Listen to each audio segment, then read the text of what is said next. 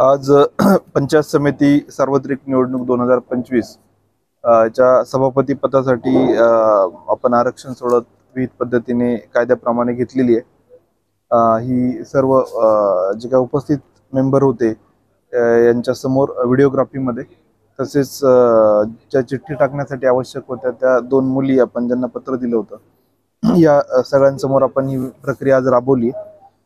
त्यामध्ये जे आपण निश्चित केलेलं आहे आरक्षण त्याचं मी आपल्याला वाचन करून दाखवतो। त्यामध्ये पंचायत समिती भोकर अनुसूचित जाती महिला, हिमायतनगर अनुसूचित जाती, किनवट अनुसूचित जाती, उमरी अनुसूचित जमाती, मुदखेड अनुसूचित जमाती महिला, नांदेड नागरिकांचा मागास प्रवर्ग, हदगाव नागरिकांचा मागास प्रवर्ग, नायगाव नागरिकांचा मागास प्रवर्ग महिला, लोहा नागरिकांचा मागास प्रवर्ग महिला, देगलूर सर्वसाधारण महिला, मुखेड सर्वसाधारण महिला, बिलोली सर्वसाधारण महिला, धर्माबाद सर्वसाधारण महिला, कंधार सर्वसाधारण, अर्धापूर सर्वसाधारण आणि माहूर सर्वसाधारण अशा पद्धतीने आपण निश्चित केलेलं आहे। ही प्रक्रिया शांततेत पार पडली।